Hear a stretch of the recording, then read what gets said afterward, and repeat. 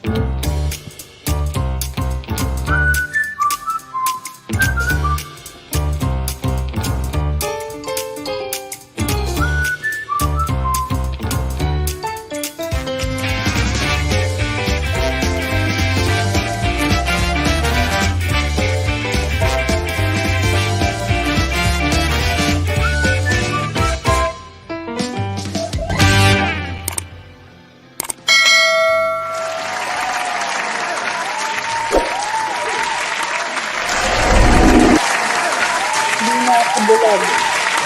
so hello dear viewers and welcome to KP Television, the channel that provides meaningful, useful, and life-changing tools and insights. And also sa dear viewers din natin sa Our Perspective TV. So meron tayong good news because we are already watching this live both sa KP Television at sa Our Perspective TV.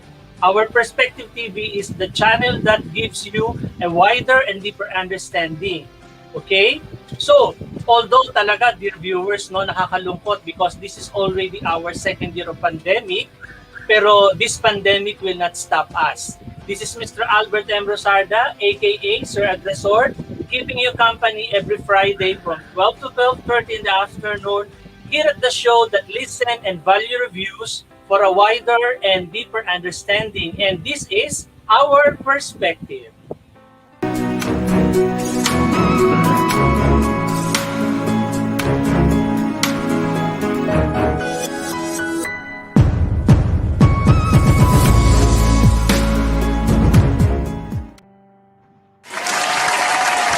Okay, so welcome back and you're still tuned in at Our Perspective with Sir Adrasor. Yan, nasabi ko nga sa inyo kanina, nagla-live stream tayo both at the KP Television at saka sa Our Perspective TV. So our program for today is our Post-Independence Day episode, which we celebrated last June 12. Okay, so alam nyo ba na one of the most important dates in the Philippine history is the Independence Day because it marks the nation's independence from the Spanish rule noong 1898, no? The annual June 12 observance of the Independence Day came into effect after President Diosdado Macapagal signed in a Republic Act number 4166 on August 4, 1964. So this act, itong act na to, it legalizes the Filipino revolutionary forces to the Spanish colonization. Tapos, mga dear viewers, noong 1898, meron tayong tinatawag na Treaty of Paris, which ended the war between the Spanish and the Filipino and the United States. Now, the Philippines began to revolt against the United States in 1898. And na-achieve naman yung national sovereignty natin noong July 4, 1946. That is, through the Treaty of Manila. So yung Independence Day natin was officially observed on July 4 until noong Republic Act 4166, which set to move our holiday to June 12. And as of now, that is what I had mentioned previously. And it was approved on August 4, 1964. So for today's episode, our guest will be sharing with us her efforts on keeping the Pinoys in Canada mindful of the cherished Filipino culture and, of course, our heritage, as well as the celebration of the Philippine Independence Day. So, for sure, this is another 30 minutes of interesting insights about the happening in Canada. And, of course, our guest will be joining us later when we return.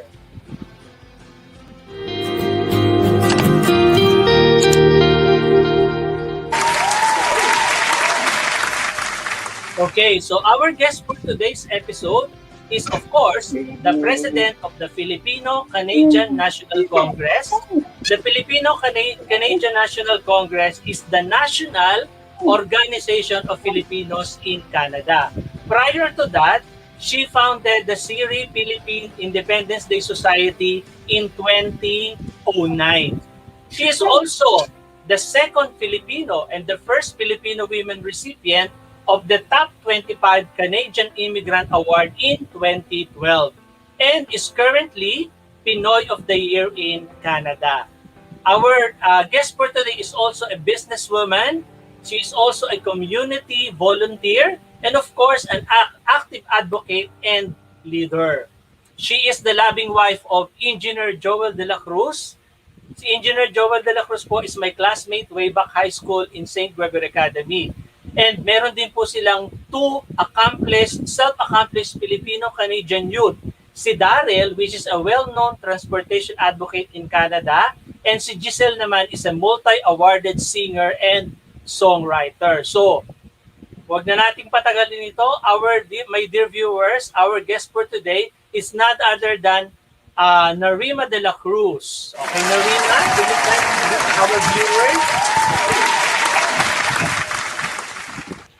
Hi, Albert. Magandang tanghali sa Pilipinas. From where I am right now, actually it's 9 in the evening. Pero as you can see from my background, maliwanag pa. Here in Canada, usually when it's near summer, mahaba ang araw. So daytime is longer. So as you can see, at 9 o'clock, it's still very bright like this. Yan. So, maraming salamat, Narima, for joining us today. No? Alam ko na as the president of, talagang very busy ka, pero we are truly grateful.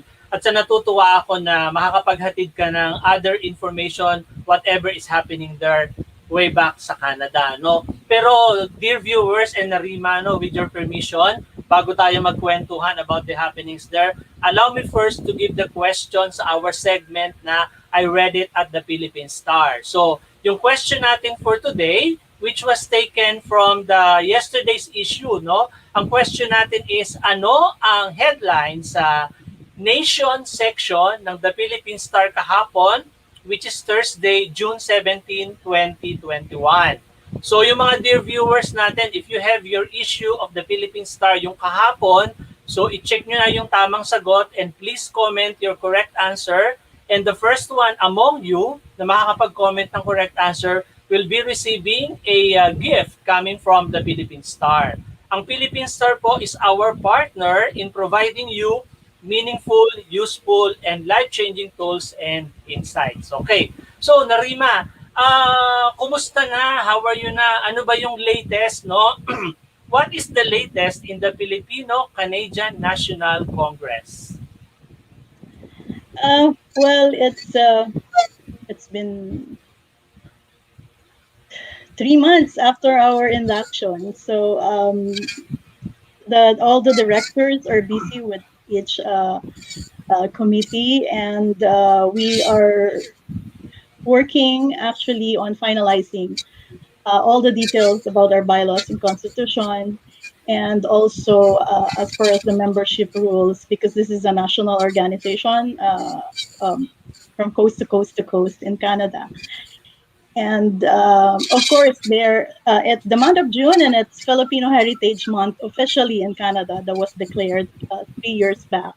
So this is our 3rd year to celebrate Filipino Heritage Month in Canada for the entire month of June. And because of that, we sort of refocused our attention on the celebration for the meantime. Oo, no? Kasi ang natatandaan ko, before, ang celebration ng Independence Day, Philippine Independence Day in Canada, ay through the efforts of speeds, di ba? So right now, dahil sa in place na yung Filipino Canadian National Congress, the celebration of the Philippine Independence Day there at Canada is not local anymore, but rather naging national celebration na to because of the institution of the Filipino Canadian National Congress, no? So, alam mo, I'm very happy kasi kahit na nandyan kayo, di ba? Pero yung ating Filipino heritage of celebrating the Independence Day, naandun pa rin sa mga puso ng bawat Pilipino. And syempre, this is through your effort na dati nga noon, local lang ang celebration. Ngayon, naging national na. So bigyan mo naman kami, Narima, ng somehow, paano nyo ba i-celebrate yung Philippine Independence Day dyan sa Canada? Just for perspective, Albert, yung SPIDS is local in British Columbia. In one city. Actually, in British Columbia, there are many different Filipino organizations. Alam mo naman tayo mga Filipino, mahilig tayo sa kasiyahan. So marami talagang mga Filipino organizations na local, not only in British Columbia but also all over Canada. So may 13 provinces kasi and territories ang Canada, 10 provinces and 3 territories. So out of those 13 provinces and territories, maraming local celebration, and it's just one of those. Just to give that background, and then when the Filipino Canadian National Congress was born this year, actually last year, and it is now an organization from the participation of the different organizations. Yun ang mga local organizations na yun. So aside from the celebration that the Filipino Canadian National Congress has initiated, there are many other national organizations who held virtual events for the Philippine Independence Day. Most of those I've been invited to give greetings to. Also, there are some where I was guest, and the entire Filipino Canadian community actually celebrated for this June. Ayan. So, ang maganda doon, naging instead nga na sabi mo nga, instead na sa province or local lang, naging national because of the Filipino Canadian Congress, no? That's good thing na yun ang talagang yun ang talagang isa sa mga very proud ako kasi hindi nakakalimutan yung kultura nating mga Pilipino, yung Filipino heritage. Kasi syempre, the young Canadian, Filipino Canadian should still be aware of our very rich culture, no? Pero Narima and dear viewers, before we go further with our discussion, no, let us pause for a while for some reminders from the KP Television, the channel that provides meaningful, useful, and life-changing tours and insights.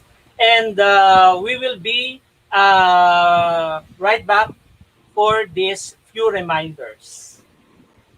Hello, magandang umaga sa lahat. Nandito po muli si Kuya Pro para ibalita sa inyo na lumabas na po yung bago kong libro. Tatlo po ito yung Kuya Pro book series. Ang una po ay ang Yehey, Naka-Perfect Tayo. Ito po yung pangalawa, ang Masayang Mundo ni na Amigo at Topito. At isa pa, ang ating Naku po, Nawawala si Lito. Inanyayahan ko ang lahat na bumili ng libro at matuto sa pagbabasa. Dahil sa pagbabasa, sigurado akong tataas ang iyong marka. So mga kids, inaanyayahan ko kayong lahat na bilhin at kumuha ng inyong kopya ng aking Kuya Prof book series. Maraming salamat. Kuya Prof!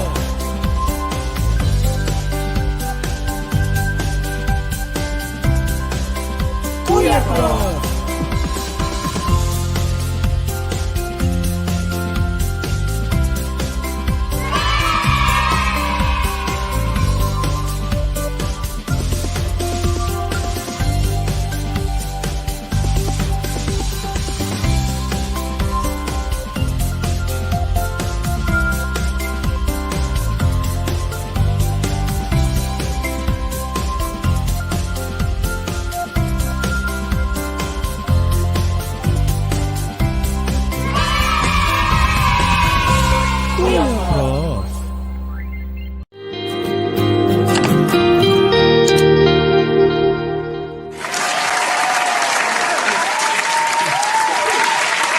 Okay, so we're back, and what you have just seen are the various programs that we have here at the KP Television. So please don't forget to get a copy of Kuya Prof's book series kasi nga, ang sabi nga, pagka nagbasa, tataas ang iyong marka. Okay. And you know what, dear viewers, no, we would like to also to request for your support on our live streams and advocacy.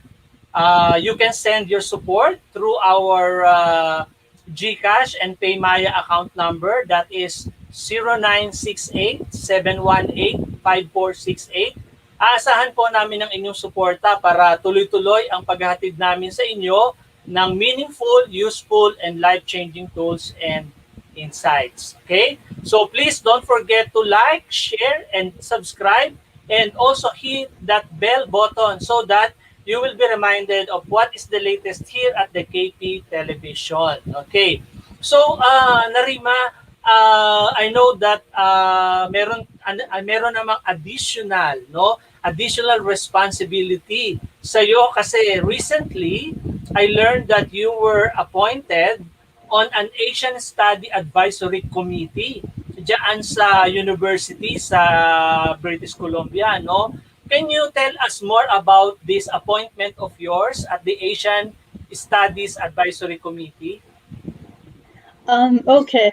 Actually, it hasn't started yet, although my appointment is already official because I received the appointment letter already from the Dean of Asian Studies. It's in one of the universities here in Canada, in British Columbia. Actually, it has it's called Kwantlen Polytechnic University. It's the only polytechnic university in Canada, and it has 5 campuses. So parang meron siyang 5 branches all over the province, and so I became one of the members of the advisory board, and I am really excited about it. Of course, it would pertain to Asian studies, and because we are Asians, so there really is of big interest to me, and I do look forward to sharing what I can, and it's also additional learning for me, and additional knowledge for me, and I truly look forward to that. But it won't start until September because September is the start of school year. So. Oo, talagang sabi nga strike while the iron is hot, 'di ba? Talagang very in demand ka talaga ngayon, Narima. Pero right, before yeah. we proceed, before we Yeah, and proceed, it's also kasi Albert, parang back to academia ko eh. Way back in the Philippines, I used to teach. So, na-excited rin akong bumalik sa academia. yeah, oo, Somehow. kasi Yeah. maganda 'yon kasi aside from your being the president of the National Congress, no, you're back in the academy. So, kumbaga sana talagang nandoon yung passion mo to really be connected with even the young and the old, no? And I am very thankful kasi sa mga susunod na times that we will be having you, mas madami kang may share sa amin with what you were about there at Canada, no? Pero kanina meron tayong greetings coming for our viewers.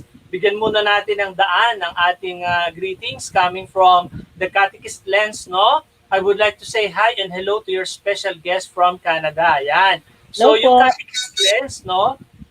Yung Catechist Lens na Rima and dear viewers, you can watch them every Thursday dito sa KP Television from 12 to 12:30 in the afternoon. And it is something to do with our faith, no? It is something to do with our faith, at alam naman natin na isa sa mga components ng ating total wellness ay ang ating faith. So, that is one of the things na ino-offer sa atin ng KP Television, ano? So, Narima, no, punta naman tayo doon sa, siyempre, as the president of the Filipino Canadian National Congress, siyempre, gumagawa ka ng mga projects and many things, no? Can you share with us kung ano man yung mga plans mo about the Filipino-Canadian community in the future? Ano ba, saan mo ba dadalhin ang Filipino-Canadian community in the future? With Filipino Canadian National Congress, it's actually a teamwork yun Albert, kasi marami naman kaming directors. Of course, I hold the highest position, but since we are we are 14 members of the board of directors, so we all make the decisions and activities. And all of us have a particular committee, and primarily we are more concerned on helping with our contribution to the policy issues in Canada. We are more focused on that because we believe that it will contribute to the day-to-day living of Filipino Canadians, yung kababayan natin dito sa Canada. Mas importante sa amin yon. But of course, paminsan-minsan merong celebration kagaya nitong nagdaang and then nitong June. So we do that as well, but the events we will actually leave it to the local organizations, and later in the near future we will focus more on how we can help uplift the lives of Filipino Canadians. Marami na rin kasi kami dito. We're nearly 1 million, so we really have to look for the future of Yan. each And members of the community. I'm very glad kasi nandyan yung you are there, seated as the president, to really check on the welfare of our Filipino Canadian citizen na nandyan. Yan, sabi ni Katikis Lens, hello, Madam Narima, nice name, so unique po. How do you make Filipino culture and faith relevant there in your community po? Yan. So may question tayo from the Catechist Lens, Ma'am Narima. Opo, yun naman pong faith, it's part of our everyday life bilang mga Pilipino. Kahit ano po ang relihiyon o pananampalataya ng bawat isa sa atin, laging bahagi na ng pang-araw-araw na buhay natin yan.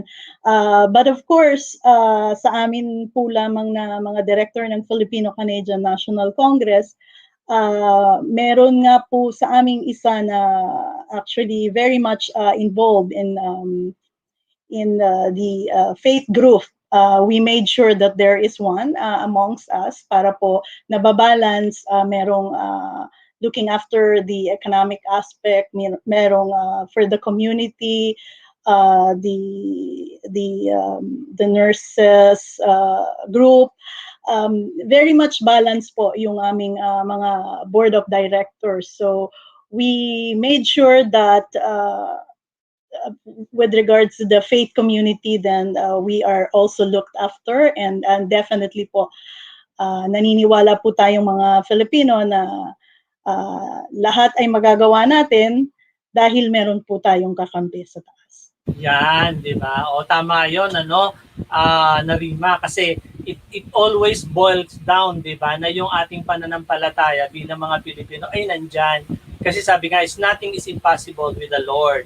So, natutuwa kami dito sa Pilipinas that you being the president of the Filipino Canadian National Congress ay nababalance, no? Napaka-importante kasi na isa yon sa maiset mo na goal bilang presidente na nababalance lahat ng aspect ng buhay ng mga kapwa Pilipino natin diyan sa Canada, no? Pero Narima and dear viewers, no, before we go further, let us first greet our birthday celebrators for today.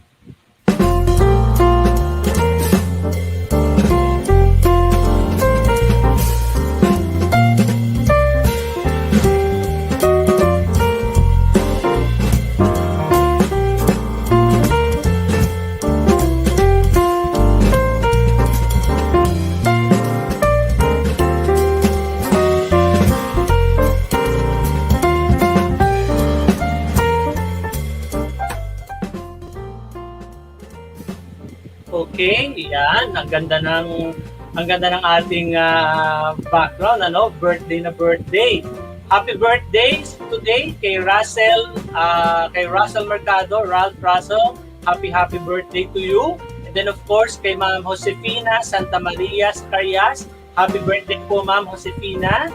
And of course, isa pang letrarista, si Joseph Christian Dating Gunoo.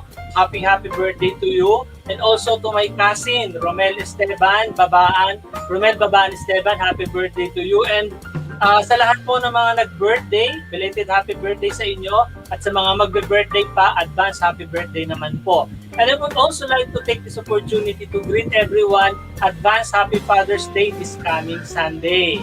Sa ating mga fellow na tatay, Happy Father's Day po sa atin in advance.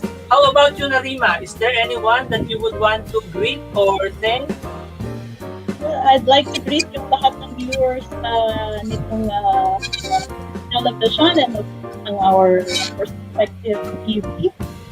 Especially yung mga kababayan natin dun sa Philippines, including my family, they are watching. And my brother, my older brother, my kuya also had his birthday. Happy birthday to him. And happy Father's Day to you, Albert, and also to my husband, of course. Yeah, Happy Father's Day in advance, Engineer Joel, no? Basahin muna natin yung message coming from the Catechist Lens. It's very nice to hear from you, Madam Narima. Regards to all our Filipino countrymen and women, brothers and sisters.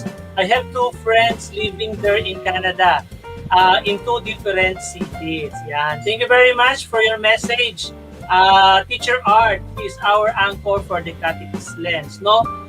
But before we go further, let us first congratulate our winner sa I Read It at the Philippine Star, si Mayan Obosa. Yan, si Mayan Obosa. Siya po yung winner natin last June 11, 2021 sa ating I Read It at the Philippine Star. Congratulations, Mayan Obosa. Yan, makikita niyo po ang kanyang picture nung nireceive niya yung kanyang gift coming from the Philippine Star. So, i-check naman natin ngayon, meron na kaya tayong winner coming from our viewers sa ating segment ngayon for the Philippine Star. Okay, so balik uli si No Winner. So si No Winner uli yung kasama natin. Okay, but we would like to encourage our viewers to please read the Philippine Star kasi alam naman natin na kapag ikaw ay nagbasa, tataas ang iyong marka. Okay, so dear viewers, don't forget to read the Philippine Star because the Philippine Star is our partner in giving you meaningful, useful, and life-changing tools and insights. Okay, so Narima, before we end our episode, we would like to ask you for your final message to our viewers.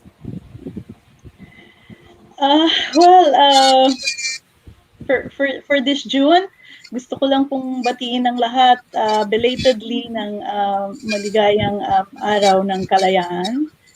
Kung tunay na malaya ang ating bansang Pilipinas. But hopefully in the future, the Philippines will really be progressive and masaya. Masaya naman ang Pilipinas lagi. But I do hope for a brighter future for the Philippines. And just to let you know that kami po mga kababayan nyo dito sa Canada, kahit po malayo kami, ang aming puso po ay laging kalahati ay nasa Pilipinas.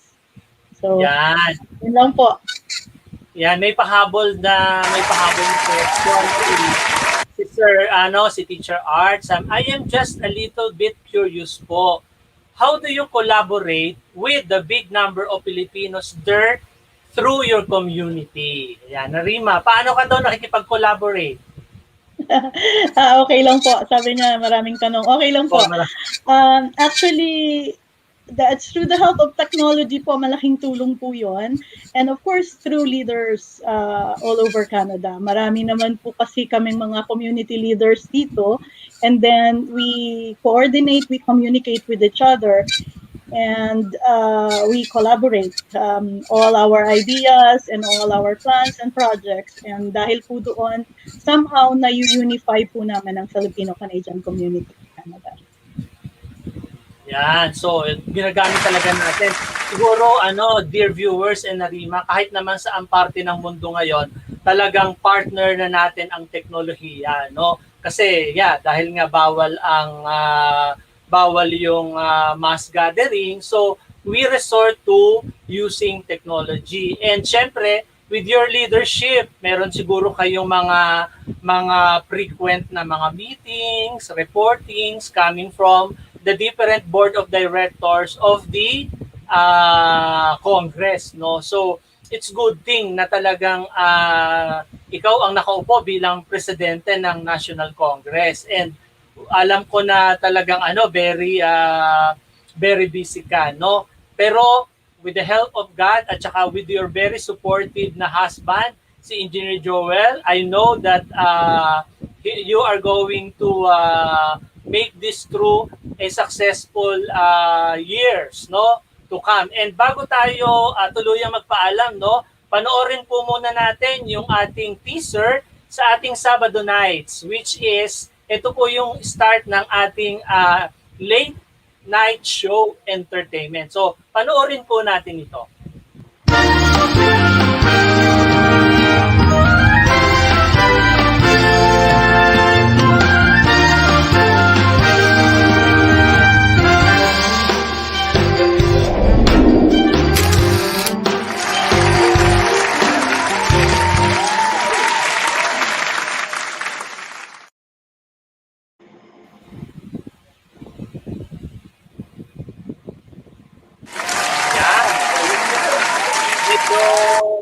Lang tayo, para lang po at least ma-invite namin kayo to join us tomorrow night sa Sabado nights po, yung ating Not So Late Night Entertainment. Yan, sabi po ni Katikis Lens, thank you for all your unifying efforts. Pinoy na Pinoy po talaga kayo. Mabuhay ka po, Madam Narima. At sa inyong thank you very much, Teacher Art, for that very generous comment of yours. At syempre, thank you very much sa iyo, Narima, and then of course, thank you also to you, our dear viewers. Again, hindi po kami papapagod na mag-request po sa inyo ng inyong support so that we can sustain our live streaming and advocacy. No, you can send your support through our GCash or Paymaya account number 0968-718-5468. Aasahan po namin ang inyong suporta so that we can continuously provide you with meaningful, useful, and life-changing tools and insights. So, once again, thank you very much, Narima, and our dear viewers, no? So, I would like to see you again next Friday. Siyempre po, same time tayo, same channel po, here at the KP Television, the channel that provides meaningful, useful, and life-changing tools and insight. At syempre, kasabay po natin itong napapanood sa Our Perspective TV. Dito sa show that listen and value reviews for a wider and a deeper understanding. Dito yan sa Our Perspective. And of course, this has been Mr. Albert M. Rosarda, aka Sir Adrasor. So I want you to stay safe, have a nice weekend, and of course, God bless us all. Thank you very much, Narima. Bye-bye. Kuya Prof, si Kuya Prof, si Kuya Prof.